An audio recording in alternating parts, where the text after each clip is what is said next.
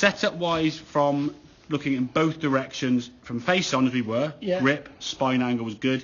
Looking down the line here, very good, okay? Yeah. The issue you had, and this is where the main thing comes up with the driver, as the club used to go back, you can see sort of this rising up and tensing of your arms, okay? Sort of locking and you're just getting very sort of, exactly. So as the club then goes back, because those arms are sort of shrugged up, your chest and arms are tight, the club can only really go round low, and there's kind of your backswing position there now, and that's not going to create power. You can see that it's just going to be way behind you, very open club face potentially.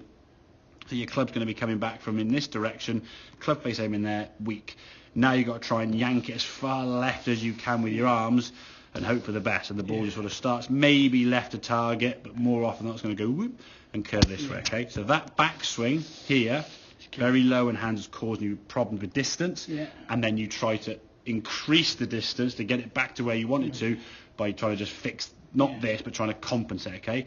When your arms were more loose and relaxed in the takeaway, you can see another club going back as one. There's no sort of lifting or shrugging there as much. As we go back now, look at that backswing. That's a great backswing position there. There we go. Look at the difference in those two. That's a golfer there. I mean, left arm now, as we said. Come on, cross your shoulders. Club face now. Perfectly square with the left arm. Right arm nicely down. That's great. Really good. Now from the back position, if you come back down. That's fine. That's okay. That's fine. Head's not really moved. A little drop there, but not too bad. Club coming back down in line. Good strike of the ball there now. Ball flying towards target. Hitting the screen as you can see. So still close to me. You still get a bit tucked. That's not going to suddenly just disappear, because that's always been, that's kind of an impact habit that you kind of created. Obviously we're trying to give it a whack, and when your arms are this tight and locked, the only way your arms could swing, so we're just trying to throw your shoulders at it, okay? And as we said before, it's going to be something you probably get into as a characteristic in your swing, based from your rugby days, I guess. To hit something hard, you hit it with this right shoulder, and that's the thing. And there's a lot of rugby players and other sports when you have that kind of situation, okay? But if we can at least get yourself there, you've got a chance. That one I went 172, I think. That one about 130 at best. And you struck that one actually better, because it's more familiar with where the club was. This is like a bit more at your comfort zone, kind of like where are we going. And when that club has travelled obviously that much further back up there, the odd one or two you might miss it. Like that last one, for example, you caught off the heel of the club, but it went 156.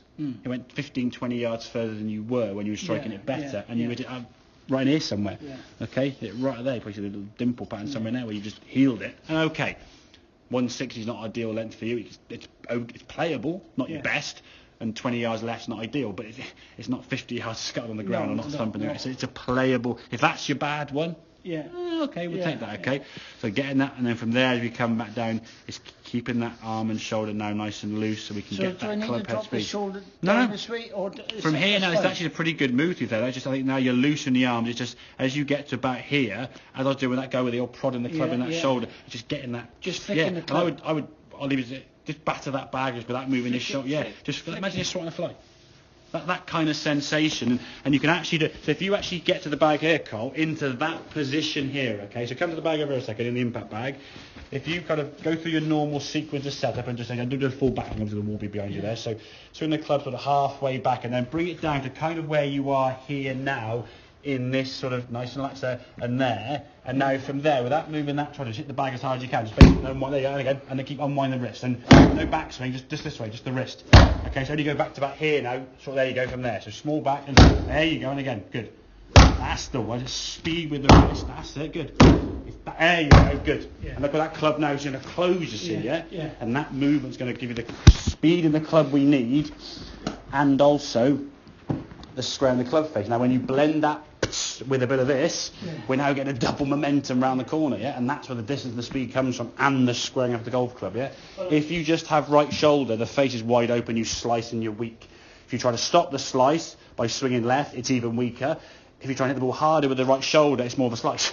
So the comparable adjustment to each bad shot causes the other bad shot to get worse. You either hit it slice more or hit it weaker. If we can get that club face squaring up with some speed as you did there, and the only way you can do that impact from this sort of position here, where the club's here and you're sort of just swinging the club in there, you've got to be loose in that wrist. If you're tensing your arm, you're like, you're moving everything, aren't you? Exactly, that kind of movement there. And that's why the pros are the waggle, just to get that feel, just loosen your arms and shoulders up, I can live with that. Good man.